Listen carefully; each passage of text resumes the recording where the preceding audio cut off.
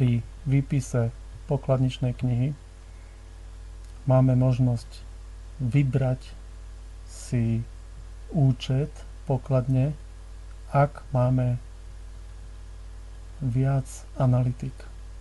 V našom prípade máme len jeden účet pre pokladňu, takže zobrazíme len ten jeden.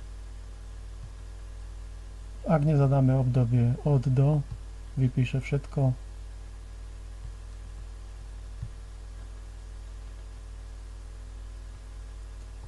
Pravé tlačítko na myši späť.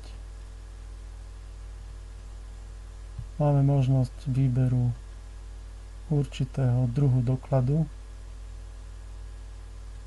ktoré sme nastavili v nastavení ikona ozúbené koleso.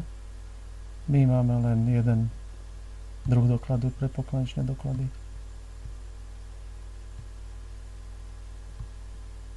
Možnosť výpisu rôznych sumárov podľa stredisk a výkonov.